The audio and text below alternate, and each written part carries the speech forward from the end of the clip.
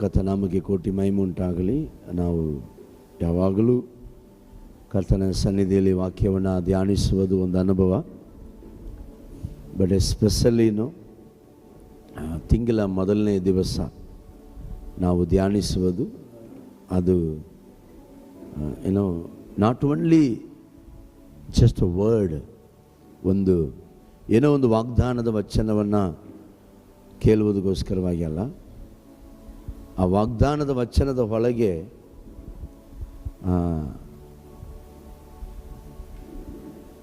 there are so many prophetical incidents are there. ಒಂದು ತಿಂಗಳು ನಾವು ಒಂದೊಂದು ವಾಗ್ದಾನವನ್ನು ಕರ್ತನ ಬಳಿಯಿಂದ ಹೊಂದುವಾಗ ಆ ವಾಗ್ದಾನಗಳು ಕೇವಲ ಒಂದು ವಾಕ್ಯ, ಕೇವಲ ಒಂದು ವರ್ಡ್ ಮಾತ್ರ ಅಲ್ಲ. ಆ್ಯಕ್ಚುಲಿ ಅದರ ಹಿಂದೆ, ಅದರ ಒಳಗೆ ಪ್ರವಾದನೆಗಳಿದೆ. ಇವತ್ತು ಕರ್ತ ನಮಗೆ ಏನು ವಾಗ್ದಾನ ಕೊಡ್ತಾ ಇದ್ದಾನಂದರೆ ಅದನ್ನು ಹೇಳಕ್ಕೆ ಮುಂಚೆವಾಗಿ ಹೇಳ್ತೀನಿ. ನಾಳೆ ದೇವರ ಆಶೀರ್ವಾದ ನಿನಗೆ ಬರುತ್ತೆ, ನನಗೆ ಬರುತ್ತೆ ಅಂತಂದರೆ, ನಾಳೆ ದೇವರ ಆಶೀರ್ವಾದ ಬರಲಿಗಿದೆ ಅಂತಂದರೆ ಇವತ್ತು ವಂಚಿಸುವಂಥ ಆತ್ಮ ನಮ್ಮ ಬಳಿಗೆ ಬರ್ತದೆ. We should know this. If you don't notice this, will be a loser. ನಾಳೆ ದೇವರ ಆಶೀರ್ವಾದ ಬರ್ತಾ ಇತ್ತು ಅಂತಂದರೆ ಇವತ್ತು the deceiving spirit will come to you. ವಂಚಿಸುವುದ ಆತ್ಮ ನಿನ್ನ ಬಳಿಗೆ ಬರುತ್ತದೆ. ರೀಸನ್ ಏನಂತಂದರೆ to stop receiving God's blessings. ದೇವರ ಆಶೀರ್ವಾದವನ್ನು ಅದು ತಡೆ ಮಾಡೋಕ್ಕಾಗಲ್ಲ, ಆದರೆ ನೀನು ಅದನ್ನು ಒಂದದ ರೀತಿಯಲ್ಲಿ ತಡೆ ಮಾಡ್ತದೆ. That is a deceiving spirit. See, Jesus was hungry after he fasted 40 days and the nights.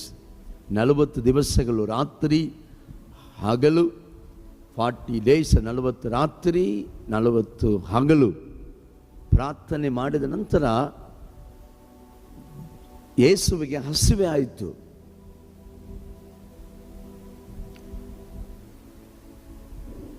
ಆತನ ಹಸಿವೆಗೆ ಆಹಾರ ಎಲ್ಲಿಂದ ಬರುತ್ತದೆ? Jesus know, he knows, of course I believe he knows, maybe sometime maybe it's hidden. ಅದು ಆತನಿಗೆ ಗೊತ್ತಿರಬಹುದು, ಆತನಿಗೆ ತಿಳಿಸದೇ ಇರುವುದು ಏನಿಲ್ಲ. Because he is God.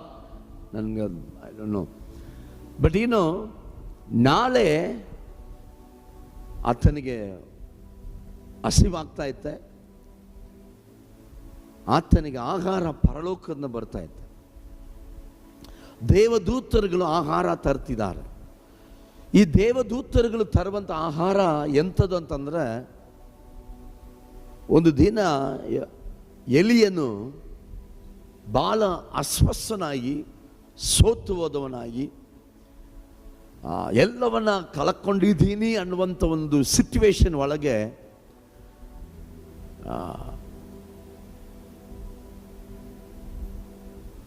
ಎಸಬೇಲ್ ಎಂಬಂಥ ಸ್ತ್ರೀ ಅವನ ತಲೆ ತೆಗಿಬೇಕೆಂಬುದಾಗಿ, ಅವನ ಕೊಲ್ಲಬೇಕೆಂಬುದಾಗಿ ಹುಡುಕುತ್ತಿದ್ದ ಸಮಯದಲ್ಲಿ ಬಹಳ ಸೋತು ಹೋದವನಾಗಿ, ನಿರಾಶೆಯುಳ್ಳವನಾಗಿ ಅವನು ಹೋಗಿ ಮಲಿಕೊಳ್ಳುತ್ತಾ ಇದ್ದಾನೆ. ಅವನು ಮಲಗಿರುವಾಗ, see I love this no, ಕರ್ತನ ಅವನ್ನ ಡಿಸ್ಟರ್ಬ್ ಮಾಡಲಿಲ್ಲ. See in this we see the care of God in our life. ಆತನ ಮೇಲಿಟ್ಟಿರುವಂಥ ಅಕ್ಕರೆ, ಕೇರ್ ಎಷ್ಟು ದೊಡ್ಡದು ಅಂತಂದರೆ, ಎಲಿಯನ್ನು ಮಲಗಿದ್ದಾನೆ, ಅವನು ಚೆನ್ನಾಗಿ ಮಲಗಲಿ ಅಂತ ದೇವರು ಬಿಟ್ಟವನು. Let him sleep first, let him take rest. ಒಂದು ವಿಷಯ ಚೆನ್ನಾಗಿ ತಿಳ್ಕೊ, ದುಃಖ ಪೀಡಿಸಿ, ವೇದನೆ ಪೀಡಿಸಿ, ನಂಬಿಕೆ ಇಲ್ಲದೆ ನೀನು ಮಲಗಿರುವಾಗ, ನೀನು ಮಲಗಿರುತ್ತಿ, ಕರ್ತನ ಕಾರ್ಯ ಮಾಡುತ್ತಿರ್ತಾನೆ.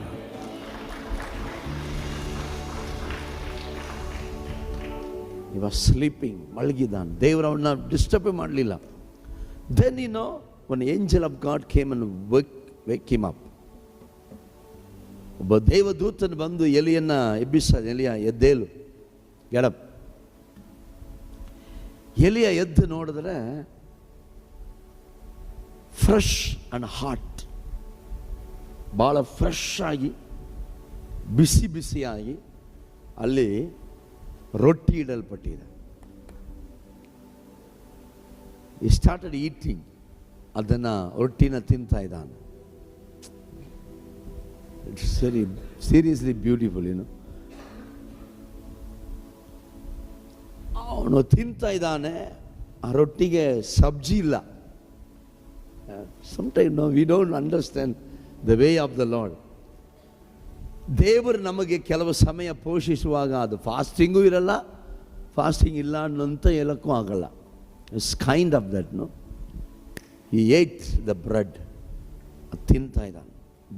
ಬ್ರೆಡ್ ತಿಂದ್ಬಿಟ್ಟು ಮಲ್ಕೊಂಡ. ಮತ್ತೆ God made him to sleep. ದೇವರೇ ಅವನ್ನ ಮಲ್ಕೊ. He slept again. Some time brother, ಏನು ಮಾಡಬೇಕು ಗೊತ್ತಾಗ್ತಾ ಇಲ್ಲ, ಗೊಂದಲೆ, ಭಯ. ನಾನು ಹೇಳ್ತೀನಿ, ಫಸ್ಟ್ ನಿದ್ದೆ ಮಾಡು.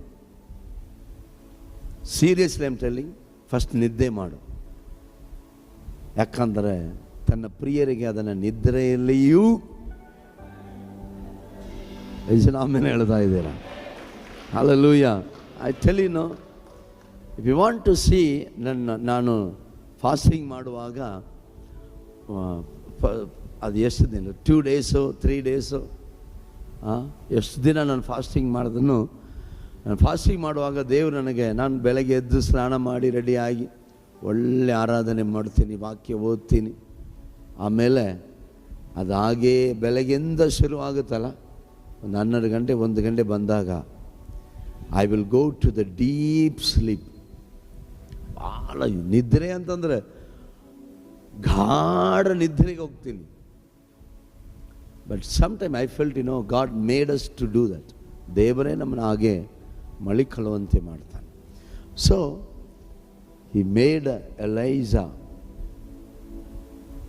Elijah to sleep.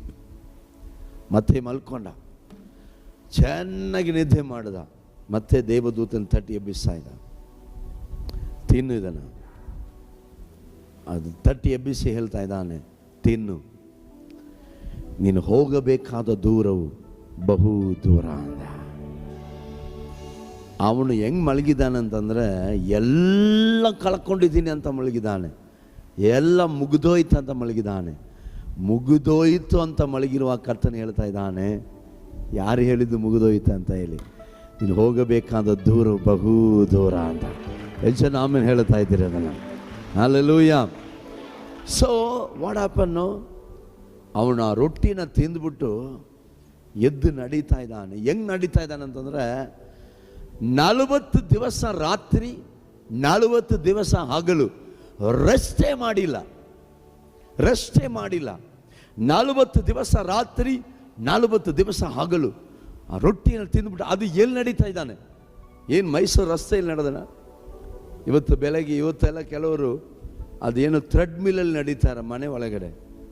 ಏನತ್ತಿಗೆ ಥ್ರೆಡ್ ಮಿಲ್ಲಲ್ಲಿ ನಡೀತೀರಾ ಅಂತ ನನ್ನ ಮನೆ ಯಾರೊಬ್ಬನ ಹೇಳಿದೆ, ರೋಡಲ್ಲಿ ನಡೆದ್ರೆ ಯಾವನ ತಗೊಂಬಂದು ಬೈಕ್ ಗುದ್ದಾನೆ, ನಾಯಿ ಬಂದು ಕಚ್ಚಿದೆ, ಕಾರ್ ಬಂದು ಹೊಡಿತಿದೆ.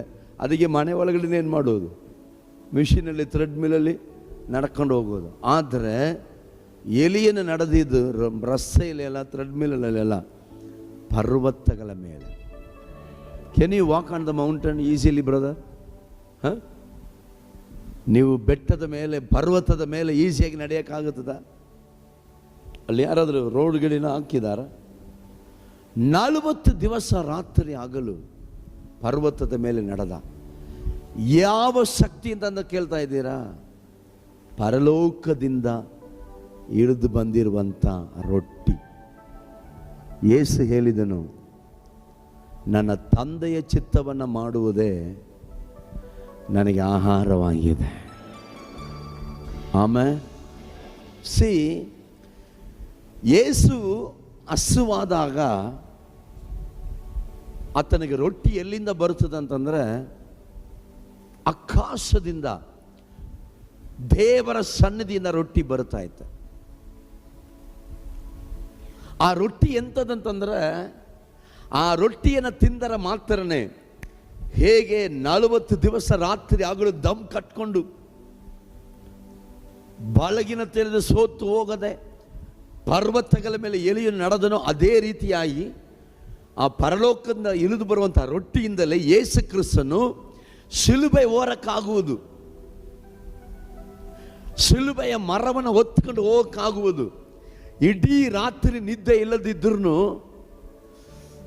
ಶಿಲುಬೆಗೆ ಹಾಕಿದ ಕೂಡಲೇ ರಕ್ತ ಎಲ್ಲ ಹೋಗಿರುವುದಿಗೆ ಹಾಗೆ ಅನ್ಕಾನ್ಸಿಯಸ್ ಆಗಿರಬೇಕು. ಆದರೆ ಅನ್ಕಾನ್ಸಿಯಸ್ ಆಗಲಿಲ್ಲ. 7 ಮಾತುಗಳನ್ನು ನುಡಿದನು ಶಿಲುಬೆಯ ಮೇಲೆ. ಕ್ಷಮಿಸಬೇಕಾದವ್ರನ್ನ ಕ್ಷಮಿಸದನು, ಪ್ರೀತಿಸಿ ಜವಾಬ್ದಾರಿ ನೆರವೇರಿಸಬೇಕಾದದನ್ನ ಜವಾಬ್ದಾರಿಯನ್ನು ನೆರವೇರಿಸಿದನು. ಅಂತ ಸಮಯದಲ್ಲಿ ತನ್ನ ದಾಗವನ್ನು ನಾನು ಕಳಕೊಂಡಿಲ್ಲ ಅನ್ನುವುದನ್ನು ತೋರಿಸಿದನು. It is not something like normal ಆಗಿ ಇದ್ದಿದ್ರೆ he would have die in the beginning, ರಸ್ತೆಯಲ್ಲೇ ಸತ್ತೋಗಿರುವನು. ಆದರೆ ಶಿಲುಬೆಯಲ್ಲಿ 7 ಮಾತುಗಳು ನುಡಿದನು.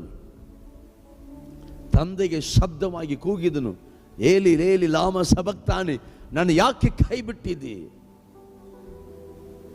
ಆ ಮಾತಿನ ಅರ್ಥ ಏನಂತಂದ್ರೆ, ಐ ಆಮ್ ಬ್ಲೇಮ್ಲೆಸ್, ನಾನು ಪಾಪ ಮಾಡಿಲ್ಲ, ಈ ಲೋಕದ ಪಾಪವನ್ನು ಹೊತ್ತಿದ್ದೀನಿ, ಬಟ್ ಐ ಆಮ್ ಬ್ಲೇಮ್ಲೆಸ್, ನನ್ನ ಯಾಕೆ ಕೈ ಬಿಟ್ಟಿದ್ದಿ? He was claiming his authority. He was claiming. ನಾವು ಕಳೆದ ಭಾನುವಾರ ಧ್ಯಾನ ಮಾಡಿದ್ವಲ್ಲ, ನಾವು ಸ್ವಾತಂತ್ರ್ಯದಲ್ಲಿ ನಮ್ಮನ್ನು ಇರಿಸಬೇಕನ್ನೋದಕ್ಕೋಸ್ಕರವಾಗಿ ನಮ್ಮನ್ನು ಬಿಡಿಸಿದ ಅನಂತದಲ್ಲಿ. ಆದರೆ ಸ್ವಾತಂತ್ರ್ಯದಲ್ಲಿ ನಮ್ಮನ್ನು ಇರಿಸಬೇಕಂತ, ಸ್ವಾತಂತ್ರ್ಯ ನಮ್ಮನ್ನು ಇರಿಸಿದವನು ಯಾರು ಗೊತ್ತಾ? ಸ್ವಾತಂತ್ರ್ಯನೇ. And but he was left alone. ಅವನು ಆತನ ಕೈ ಬಿಡಲ್ಪಟ್ಟಿದ್ದಕ್ಕೆ ಆತನು ಕ್ಲೈಮ್ ಮಾಡ್ತಾ ಇದ್ದಾನೆ. ನನ್ನನ್ನು ಯಾಕೆ ಕೈ ಬಿಟ್ಟಿದ್ದೀ? ಇದು ನೀ ನನ್ನನ್ನು ಕೈ ಹಿಡಿಯಲೇಬೇಕು. ಸಮ್ಟೈಮ್ ದೇವರ ಪ್ರಸನ್ನತೆಯನ್ನು ಕಳ್ಕೊಂಡಾಗ ಮುಗಿಸ್ಬಿಡ್ತೀವಿ, ಅಲ್ಲಿಗೆ ಚಾಪ್ಟರ್ ಕ್ಲೋಸ್. ದೇವರನ್ನ ಕೈ ಬಿಟ್ಟವರಂತಂದೇಳಿ no no no no no no ಅದನ್ನು ಮತ್ತೆ ದೇವ ಪ್ರಸನ್ನತೆ ನಮ್ಮನ್ನು ಕೈ ಹಿಡಿಬೇಕಂತಂದ್ರೆ ದೇವ ಸನ್ನಿಧಾನದಲ್ಲಿ ಹೋರಾಟ ಮಾಡಬೇಕು. ದೇವ ಸನ್ನಿಧಾನದಲ್ಲಿ ಹೋರಾಟ ಮಾಡಬೇಕು. ದೇವರೇ, ನನ್ನನ್ನು ಯಾಕೆ ಕೈ ಬಿಟ್ಟಿದಿ? ಕೈ ಹಿಡಿ. ಸಂಸನ ಹೋರಾಟ ಮಾಡ್ದ ನೋಡ್ರಿ, ಈ ಒಂದು ಸಾರಿ ಮನ ಮರುಗು ದೇವರ, ನನ್ನ ನೆನೆಸಿಕೋ, come back to me, never leave me, ನನ್ನ ಕೈ ಬಿಡಬೇಡ, ಬನ್ನಿ ನನ್ನ ಕೈ ಹಿಡ್ಕೊಳ್ಳಿ ಅಂತ. ಏನೋ we have a hope even you are left alone. ನಾವು ಕೈ ಬಿಡಲ್ಪಟ್ಟರೂ ನಮಗೆ ನಂಬಿಕೆ ಇದೆ, ನಾವು ಹೋರಾಟ ಮಾಡಿದ್ರೆ ಮತ್ತೆ ಬಂದು ನಮ್ಮ ಕೈ ಹಿಡಿಯುವಂತ ದೇವರಾಗಿದ್ದಾನೆ. Sonu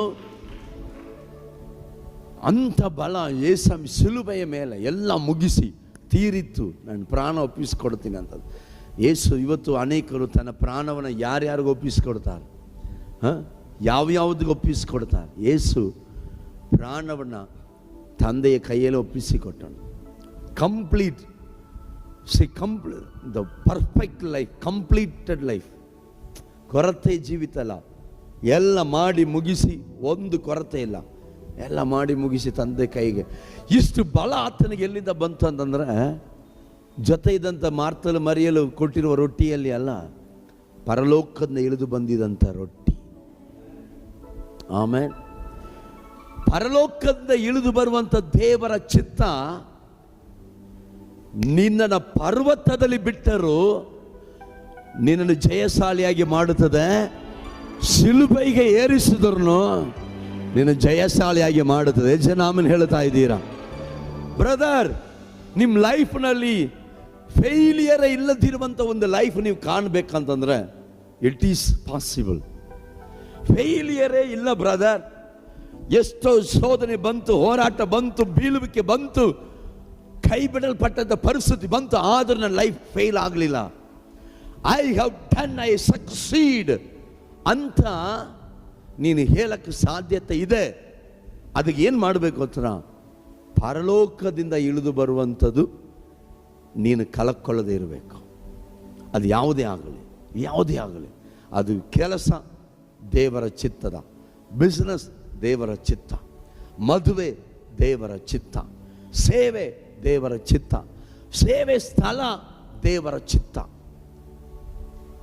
even the money what you are receiving, ಹಣ ಒಂದೊಂದು ದೇವರಿಂದ ಬರುವುದನ್ನು ನೀನು ಹೊಂದ್ಕೋಬೇಕು. ಎಷ್ಟು ಜನ ಇಲ್ಲಿದ್ದೀರಿ? ಹಲ್ಲೆಲೂಯಾ. ದೇವರ ಚಿತ್ತ ಮೀರಿದ್ರೆ ನಿನ್ನ ಕೈಯಲ್ಲಿ ಆಗಲ್ಲ. You cannot run your life, you will not become success. ನಿನ್ನ ಲೈಫ್ನಲ್ಲಿ ಸಕ್ಸಸ್ ಆಗಲ್ಲ. ಬಟ್ ಏನು ದೇವರ ಚಿತ್ತ, ಕಷ್ಟವಾದರೂ, ನಷ್ಟವಾದರೂ, ಅವಮಾನವಾದರೂ, ದುಃಖವಾದರೂ, ವೇದನೆ ಆದರೂ ದೇವರ ಚಿತ್ತ.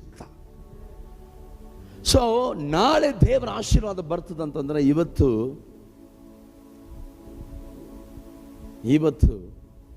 ಆ ಒಂದು ವಂಚಿಸುವಂಥ ಆತ್ಮ ಬರ್ತದೆ. ಏನಕ್ಕೆ ಬರುತ್ತೆ ಅಂತಂದರೆ, ನಾಳೆ ಬರುವಂಥ ಆಶೀರ್ವಾದಕ್ಕೆ ಮುಂಚಿತವಾಗಿಯೇ ಒಂದು ಡೂಪ್ಲಿಕೇಟ್ನ ಕ್ರಿಯೇಟ್ ಮಾಡಿ ನಿನಗೆ ಕೊಟ್ಟು ಸ್ಯಾಟಿಸ್ಫ್ಯಾಕ್ಷನ್ ಮಾಡಿ ಮುಗಿಸ್ಬಿಡ್ತದೆ. ನೋಡಿ, ಇವತ್ತು ದೇವರು ನನಗೆ ಕೊಟ್ಟಿರುವಂಥ ಒಂದು ವಾಗ್ದಾನ ಅಮೇಝಿಂಗ್.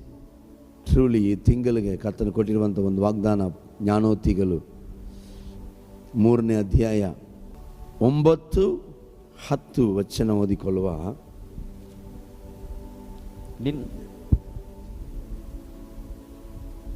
ಜ್ಞಾನೋಕ್ತಿ 3:9-10.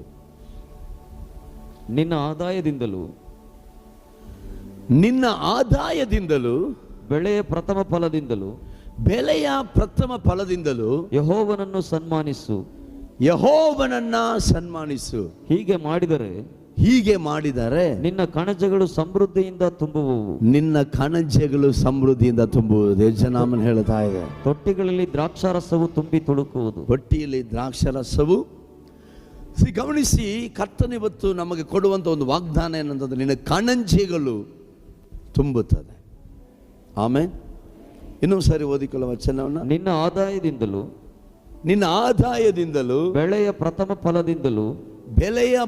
ಫಲದಿಂದಲೂ ಯೆಹೋವನನ್ನು ಸನ್ಮಾನಿಸು. ಬೇರೆ ಮೈಕೊಡಿ. ಯೆಹೋವನ್ನ ಸನ್ಮಾನಿಸಿ. ಹೀಗೆ ಮಾಡಿದರೆ ನಿನ್ನ ಕಣಜಗಳು ಸಮೃದ್ಧಿಯಿಂದ ತುಂಬುವುದು. ಈ ತಿಂಗಳು ಕರ್ತನು ವಾಗ್ದಾನ ಮಾಡ್ತಾ ಇದ್ದಾನೆ. ದೇವ ಮಕ್ಕಳೇ, ನಿಮ್ಮ ಕಣಜಗಳು ಕೊರತೆಯಾಗಿ ಅಲ್ಲ, ನಿಮ್ಮ ಕಣಜಗಳು ಅರ್ಧಂಬರ್ಧ ಅಲ್ಲ, ಖಾಲಿಯಾಗುವುದಿಲ್ಲ. ಕರ್ತನು ವಾಗ್ದಾನ ಮಾಡ್ತಾ ಇದ್ದಾನೆ, ನಿಮ್ಮ ಕಣಜಗಳು ಸಮೃದ್ಧಿಯಿಂದ ತುಂಬುತ್ತದೆ. ನಂಬೂರು ಕರಗಳ ತಟ್ಟಿ ದೇವರ ನಾಮಕ್ಕೆ ಮಹಿಮೆ. ಹಲ್ಲೆಲೂಯಾ. ಆಮೆನ್. ನಿಮ್ಮ ಕಣಜಗಳು ಸಮೃದ್ಧಿಯಿಂದ ತುಂಬುತ್ತದೆ. It's a promise of god this month. Hallelujah. ಗಮನಿಸಿ,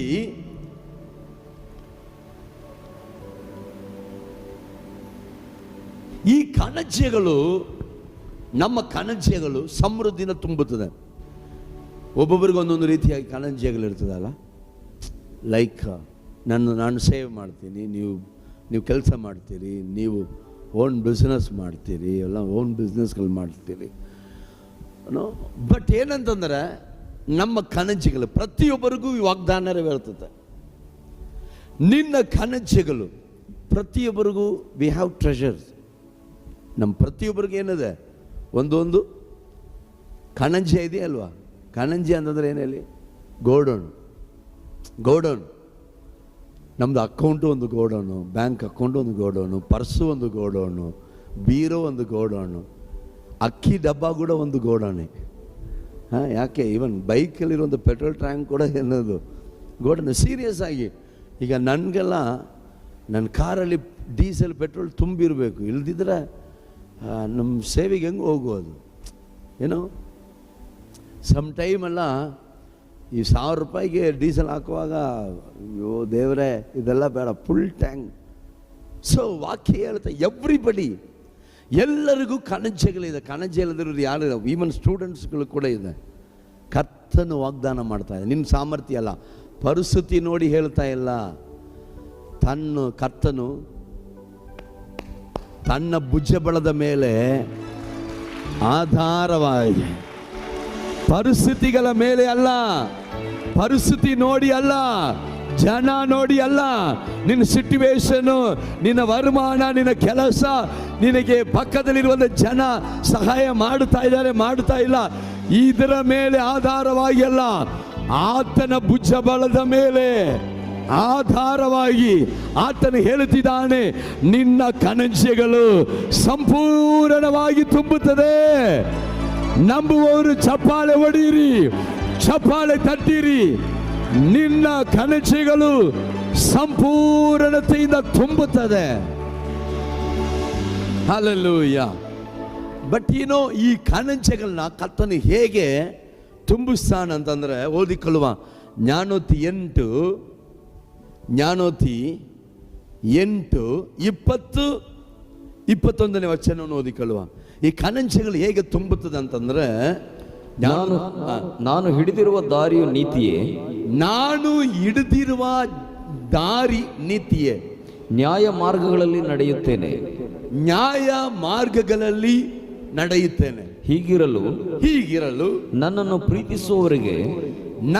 ಪ್ರೀತಿಸುವವರಿಗೆ ಧನದ ಬಾಧ್ಯತೆಯನ್ನು ದೊರಕಿಸಿ, ಏನೇಳಿ ಧನದ ಬಾಧ್ಯತೆಯನ್ನು ದೊರಕಿಸಿ ಅವರ ಬೊಕ್ಕಸಗಳನ್ನು ತುಂಬಿಸುವೆನು.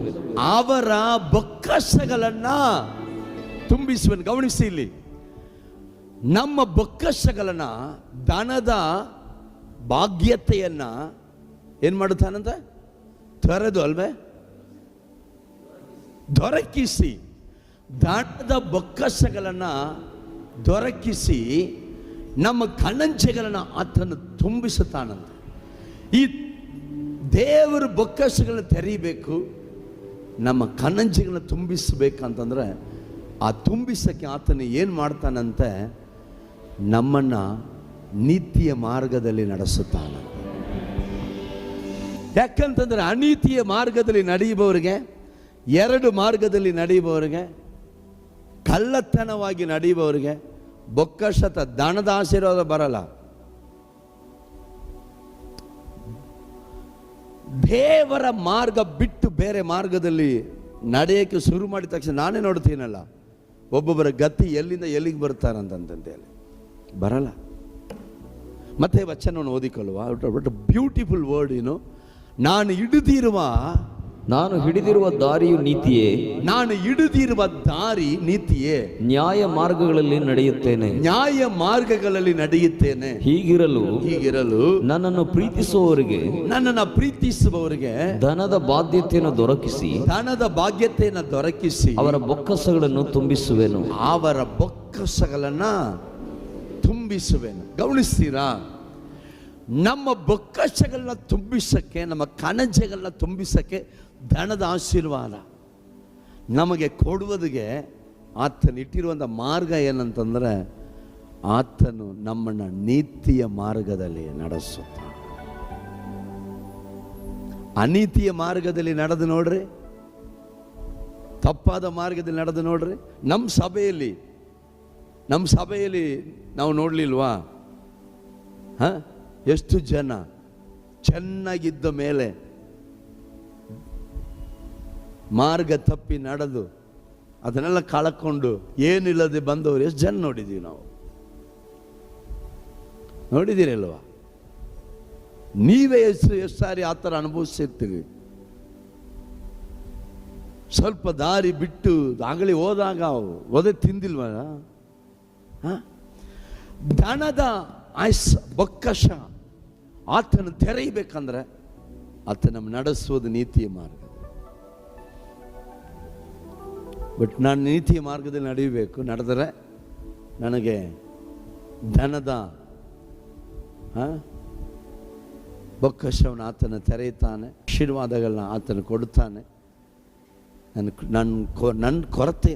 ಹಾಗಾಗಿ ನಾವೇನು ಇವಾಗ ಇಮ್ಮಿಡಿಯೇಟಾಗಿ ಏನಾಗಲ್ಲ, ಬಿಲ್ ಗೇಟ್ಸ್ ಏನಾಗಲ್ಲ, ಬಿಲ್ ಗೇಟ್ಸು ಸೂಟ್ ಕೇಸ್ ಎಲ್ಲ ಆಗಲ್ಲ. ಬಟ್ ನಮಗೆ ಸಂತೋಷವಾಗಿ, ತೃಪ್ತಿಯಾಗಿ, ಕೊರತೆ ಇಲ್ಲದೆ ನನಗಿದು ಇಲ್ಲ ಅಂತ ಇಲ್ಲದ ರೀತಿಯಲ್ಲಿ ನಮ್ಮನ್ನು ನಡೆಸುವ ಆತನಾಗಿದ್ದ. ಹೌದಾ ಇಲ್ವೇ? ಹೌದಾ ಇಲ್ವೇ? ಹಾಗೆ ನಮ್ಮ ನಡೆಸೋಕ್ಕೆ ಆತ ನನ್ನನ್ನು ನೀತಿಯ ಮಾರ್ಗದಲ್ಲಿ ನಡೆಸ್ತಾನೆ. ಯಾಕಂದರೆ ನೀತಿಯ ಮಾರ್ಗದಲ್ಲಿ ಇದು ಸಿಗುವುದು. ಅನೀತಿಯ ಮಾರ್ಗದಲ್ಲಿ, ದೇವರ ಚಿತ್ತ ಬಿಟ್ಟು ಹೋಗುವ ಮಾರ್ಗದಲ್ಲಿ, ಕಳ್ಳತನವಾದಂಥ ಮಾರ್ಗದಲ್ಲಿ, ಎರಡು ದಾರಿಯಲ್ಲಿ ನಡೆಯುವವರಿಗೆಲ್ಲ ಈ ಹಣದ ಆಶೀರ್ವಾದ ಬರಲ್ಲ. ದೇವರ ಚಿತ್ತ ಮೀರಿ ನಡೆಯುವವರಿಗೆ ಬರಲ್ಲ. ಸೊ ಇವಾಗ ನಾನು ದೇವರ ಚಿತ್ತವನ್ನು ಮೀರದೆ ದೇವರ ಚಿತ್ತದಲ್ಲಿ ನಡೀಬೇಕು, ದೇವರ ಮಾರ್ಗದಲ್ಲಿ ನಾನು ನಡೆಯಬೇಕು. ಹೆಂಗೆ ನಡೆಯೋಕ್ಕಾಗುತ್ತದೆ? ನೋಡಿ, ವಾಕ್ಯಗಳು ಎಷ್ಟು ಒಂದಕ್ಕೆ ಒಂದು ಎಷ್ಟು ಹಂದವಾಗಿ ಹೋಲಿಕೆಯಾಗಿದೆ ನೋಡಿಕೊಳ್ಳುವ. ಯೋಹಾನ ಸುವಾರ್ತೆ 16ನೇ ಅಧ್ಯಾಯ 13ನೇ ವಚನವನ್ನು ನಾವು ಓದುವಾಗ, ಯೋಹಾನ ಸುವಾರ್ತೆ 13ನೇ ಅಧ್ಯಾಯವನ್ನು ಓದುವಾಗ ಯೇಸು ಹೇಳ್ತಿದ್ದ ನೋಡ್ರಿ, ಸತ್ಯದ ಆತ್ಮನು ಬಂದಾಗ, ಸತ್ಯದ ಆತ್ಮನು ಬಂದಾಗ ಆತನು ನಿಮ್ಮನ್ನು ನಡೆಸಿಕೊಂಡು ಹೋಗಿ, ಆತ ನಿಮ್ಮನ್ನು ನಡೆಸಿಕೊಂಡು ಹೋಗಿ ಸಕಲ ವಿಷಯದಲ್ಲಿ ಸತ್ಯಕ್ಕೆ ಸೇರಿಸುವನು. ಗಮನಿಸಿ, ನಾನು ನೀತಿಯ ಮಾರ್ಗದಲ್ಲಿ ನಡೆದನೇನೆ ನನಗೆ ಧನದ ಆಶೀರ್ವಾದ, ನನ್ನ ಬೊಕ್ಕಸ ತುಂಬುತ್ತದೆ, ಕಣಜಗಳು ತುಂಬುತ್ತದೆ. ಆದರೆ ನೀತಿಯ ಮಾರ್ಗದಲ್ಲಿ ನಡೆಯುವುದಕ್ಕೆ ನನಗೆ ಗೊತ್ತಿಲ್ಲ, ಯಾವುದು ಸರಿ ಯಾವುದು ತಪ್ಪು, ಹೆಂಗೆ ನಡಿಬೇಕು ಹೆಂಗೆ ನಡಿಬಾರ್ದು ಗೊತ್ತಿಲ್ಲ.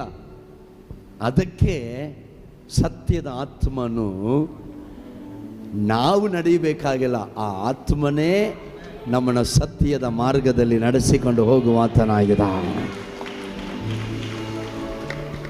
As long as you are in the presence of God, as long as you experience the Holy Spirit in you. ನೆನ್ನೆ ನಾನು ಚೆನ್ನೈಗೆ ಹೋಗಿದ್ದೆ. ಬೆಳಗ್ಗೆ ಹೋಗಿ ಚೆನ್ನೈಗೆ ಹೋಗಿ ರಾತ್ರಿಗೆಲ್ಲ ಬಂದ್ಬಿಟ್ಟಿವಿ ನಾವು. ಹೊಸೂರು ದಾಟಿ ಇನ್ನು ದಾಟಿರಲಿಲ್ಲ. ಹೌದು, ಹೊಸೂರಿನ ದಾಟಿರಲಿಲ್ಲ. ಹೊಸೂರಲ್ಲಿ ಬರ್ತಾ ಇದ್ದೀವಿ, ಕರೆಕ್ಟಾಗಿ ಹೊಸೂರಲ್ಲಿ ಬರ್ತಾ ಇದ್ದೀವಿ. ಒಂದು ಅರ್ಧ ಗಂಟೆ ಹಿಂದೆ ದೇವರ ಆತ್ಮನ ಹೇಳ್ತಾ ಇದ್ದಾನೆ, devil is planning something, accident, careful. ಸೈತಾನ ದೊಡ್ಡ ಆಕ್ಸಿಡೆಂಟ್ ಪ್ಲ್ಯಾನ್ ಮಾಡ್ತಾ ಇದ್ದಾನೆ, ಕೇರ್ಫುಲ್ಲಾಗಿ. 30 minutes ಆಗೋ ನಾನು ಅವಾಗ ತಾನೇ ಕೃಷ್ಣಗಿರಿ ದಾಟಿ ಬರ್ತಾ ಇದ್ದೀನಿ, on the way near to Hosur. ದೇವರಾತ್ಮನ ಹೇಳ್ತಾ ಇದ್ದಾನೆ, ಕೇರ್ಫುಲ್ ಆಗಿರು, ಸಮ್ ಟ್ರಾಪಿಂಗ್, ಕೇರ್ಫುಲ್ ಆಗಿರು. ನಾನು ಹುಷಾರಾದೆ. ದಟ್ಸ್ ಅ ಹೋಲಿ ಸ್ಪಿರಿಟ್ನು, ಯು ನೀಡ್ ಇಟ್. ಕಂಡದಕ್ಕೆಲ್ಲ ಕಳ್ಕೊಳ್ತೀರಲ್ಲ ಹೋಲಿ ಸ್ಪಿರಿಟ್ನ, ಅದಕ್ಕೆ ಎಲ್ಲಾದರೂ ಹೋಗಿ ಸಿಕ್ಕಾಕೊಳ್ಳೋದು. But when you have holy ಸ್ಪಿರಿಟ್ನು, ಪವಿತ್ರಾತ್ಮ ನಿನ್ನಲ್ಲಿ ಇರುವಾಗ, ಹಿ ಸ್ಪೀಕ್ಸ್. ಕೇರ್ಫುಲ್ ಆಗಿರು. ದೊಡ್ಡದಾಗಿ ಒಂದು ಪ್ಲ್ಯಾನ್ ಮಾಡ್ತಾ ಇದ್ದಾನೆ, ಕೇರ್ಫುಲ್ ಆಗಿರು, ಕೇರ್ಫುಲ್ಲಾಗಿ ಓಡಿಸು, ನಾನು ನಿನ್ನ ಜೊತೆ ಇದ್ದೀನಿ. ನನ್ನ ಕೈಯಲ್ಲ ಅದು, ಕರ್ತನು ನಮ್ಮ ಕೈಯನ್ನು ಹಿಡಿದಿರುವ ಆತನಾಗಿದ. ಕರೆಕ್ಟಾಗಿ ಹೊಸೂರಲ್ಲಿ ದಾಟಿ ಬರ್ತಾ ಇದ್ದೀವಿ. ಭಾಳ ಕೇರ್ಫುಲ್ಲಾಗಿ ಓಡಿಸ್ಕೊಂಡು ಬರ್ತಾ ಇದ್ದೀನಿ. ಒಂದು ನೈಟ್ ಅಲ್ವೇ, ಒಂದು 100 ಸ್ಪೀಡಲ್ಲಿ ಇದ್ದೀನಿ ಅಷ್ಟೇ, ಅದಕ್ಕೆ ಮೇಲೆ ಏನಿಲ್ಲ. ವಿದಿನ್ ಒಂದು 10 ಫೀಟು ಇಲ್ಲಲ್ಲ, ಇಷ್ಟೇ, ಈ ಡೋರಿಗೆ ಇಲ್ಲಿಗೆ 100 ಸ್ಪೀಡಲ್ಲಿ ಇದ್ದೀನಿ. ಆ ಕಡೆ ರೋಡಿಂದ ಒಬ್ಬ ಕಾರು ಸರ್ರ ಅಂತ ಬಂದ್ಬಿಟ್ಟ. ನನಗನ್ನಿಸ್ತಾಯ್ತ, ನಾರ್ಮಲಿ ಬ್ರೇಕೆಲ್ಲ ಹೊಡೆಯೋಕ್ಕಾಗಲ್ಲ, ಯಾಕಂದ್ರೆ 100 ಸ್ಪೀಡಲ್ಲಿ ಇದ್ದೀನಿ. 10-12 ಫೀಟಲ್ಲಿ ಅವನು ಕ್ರಾಸ್, ಆ ಕಡೆಯಿಂದ ಕ್ರಾಸ್ ಆಗಿ ಬಂದು ಸೆಂಟ್ರಲ್ಲಿ ಡಿವೈಡ್ ನಿಂತ್ಕೊಂಡು ಕ್ರಾಸ್ ಆಗಬೇಕು. ಇಲ್ಲ, ಸಡನ್ ಬಂದ್ಬಿಟ್ಟ. ಬಂದವನು ಏನು ಮಾಡೋದು ಗೊತ್ತಾ? ಪಾಸ್ ಆಗಿದ್ರೆ ಪರವಾಗಿಲ್ಲ, ನನ್ನ ಕಾರ್ ನೋಡ್ಬಿಟ್ಟು ಎದುರ್ಕೊಂಡು ಸ್ಟಾಪ್ ಮಾಡಿಬಿಟ್ಟ. ಸ್ಟಾಪ್ ಮಾಡೋದು, ಹಿಂಗೆ ಸ್ಟಾಪ್ ಮಾಡೋದು ಗೊತ್ತಿಲ್ಲ, ಎಕ್ಸಾಕ್ಟ್ ನನ್ನ ಕಾರ್ ಮುಂದೆ ಸ್ಟಾಪ್ ಮಾಡಿಬಿಟ್ಟ. ನಾನು ಟೆನ್ಷನೇ ಇಲ್ಲದೆ ಆ ಸ್ಪೀಡಲ್ಲಿ ಸರ್ರಂತ ಗಾಡಿನ ರೈಟ್ಗೆ, ಡಿವೈಡರಿಂದ ಆ ಕಡೆಗೆ ಎಳೆದು ಆ ರೋಡ್ಗೆ ಹೋಗಿ ಅಲ್ಲಿಂದ ಈ ರೋಡಿಗೆ ಬಂದು ಸೀದಾ ಬಂದೇ ಬಿಟ್ಟೆ. ಅವನು ಸ್ವರ್ಗ ನೋಡಿರ್ತಾನೆ, ನನಗೇನೂ ಆಗಲಿಲ್ಲ, ನನ್ನ ಟೆನ್ಷನ್ ಆಗಲಿಲ್ಲ. Just cool come. ಕಾರಣ ಏನಂತಂದರೆ, ಈ ಲೋಕದಲ್ಲಿ ಇರುವವನಿಗಿಂತಲೂ ನಮ್ಮಲ್ಲಿ ಇರುವ ಆತನು ದೊಡ್ಡವನು. ಅಟ್ಲೀಸ್ಟ್ ಒಂದು ಅದಾದ ಆಗಬೇಕಲ್ಲ. ನಾನು ಹಿಂಗೆ ತಿರುಗಿ ನೋಡಿದೆ, ಯಾವನ ಇವಳು, ಆರಾಮ್ಸೆ I reached my home. That's a holy spirit man. That's a holy spirit brother. That's a holy spirit sister. ದೇವರ ಆತ್ಮ ನಿನ್ನಲ್ಲಿ ಇರಿದ್ರೆ, as long as you experience holy ಸ್ಪಿರಿಟ್ನು, ಪ್ರೆಸೆನ್ಸ್ ಆಫ್ ಗಾಡ್ನು, ಪವಿತ್ರ ಆತ್ಮನ ನೀನು ಅನುಭವಿಸುವಾಗಲೆಲ್ಲ ನೀನು ಸಂತೋಷವಾಗಿರು. ಒಂದು ಹೋಪ್ ಇದೆ ಏನಂತಂದರೆ, ದಣದ ಆಶೀರ್ವಾದ ತೆರೆಯುವುದಕ್ಕೆ ಯಾವ ಮಾರ್ಗದಲ್ಲಿ ನಡೆಯಬೇಕು, ಸರಿಯಾದ ಮಾರ್ಗದಲ್ಲಿ ನಾನು ನಡೀತಾ ಇಲ್ಲ, ಕರ್ತ ನಡೆಸಿಕೊಂಡು ಹೋಗ್ತಾ ಇಲ್ಲ. ಸೊ ಈ ಮೇ ತಿಂಗಳು, ಇಲ್ಲಲ್ಲ ಮೈಲ್ ತಿಂಗಳಲ್ಲ, ಇದು ಯಾವುದು, ಏಪ್ರಿಲ್ ತಿಂಗಳು, ನೀನು